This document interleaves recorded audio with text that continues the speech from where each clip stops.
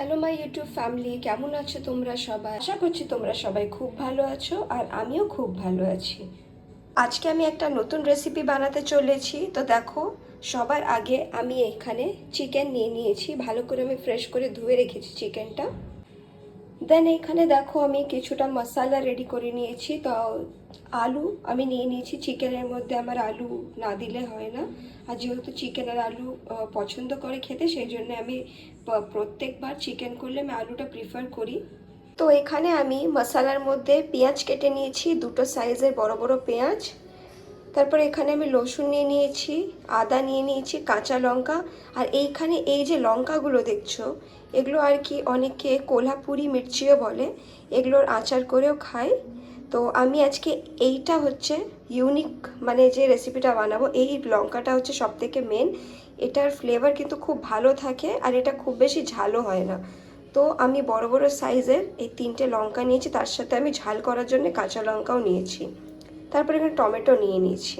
যে আমি আগে দেখিয়ে দিয়েছি চিকেনটা আমি নিয়ে নিয়েছি। তোমরা চাইলে যে কোনো চিকেন ইউজ করতে পারো, বোনলেস চিকেন, ইয়া ফির তোমরা যদি ভাবো লেগ পিস নেবো সেটাও নিতে পারো, মানে তোমাদের ইচ্ছা, চিকেনের যে কোনো পিস চলবে। চলো আমি এক এক করে মশলাগুলো আমি এখানে নিয়ে নিই মিক্সি জারের মধ্যে।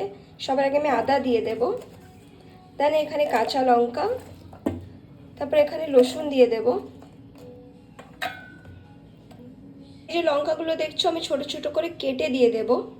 আমি লঙ্কাগুলো কেটে দিয়ে দিয়েছি। এবার আমি গোটা জিরে দিয়ে দেবো।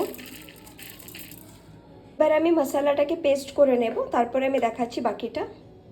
এই যে দেখো মশলাটা পেস্ট করা হয়ে গেছে। চলো তাহলে এবার রান্নাটা স্টার্ট করি। তো সবার আগে আমি কড়াইয়ের মধ্যে তেল দিয়ে দেব।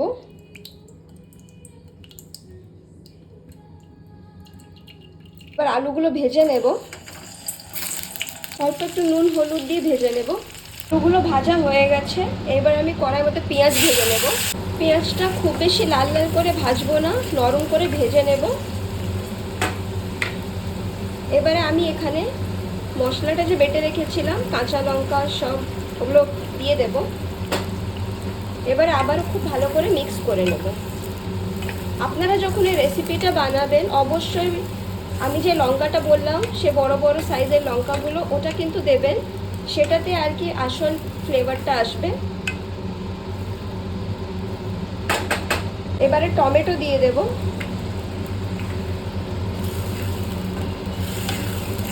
এবারে নুন দিয়ে দেব,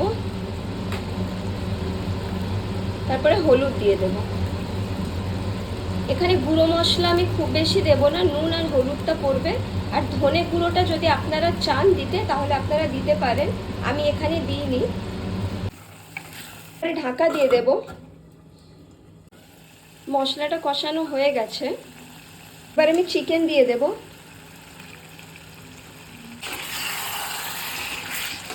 এবারে ভেজে রাখা আলু দিয়ে দেব, আবারও ঢাকা দিয়ে দেব।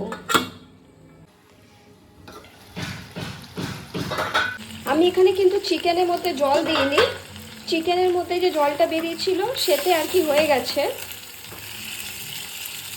আজকের এই নতুন রেসিপি আপনাদের কিরম লাগলো আমাকে অবশ্যই কমেন্ট বক্সে লিখে জানাবেন। আপনারা একবার বাড়িতে ট্রাই করে দেখতে পারেন। আশা করছি আজকের ভিডিওটা আপনাদের সকলকে ভালো লেগেছে। যদি আজকের রেসিপি ভালো লেগে থাকে তাহলে like, share, comment and subscribe করে দেবে।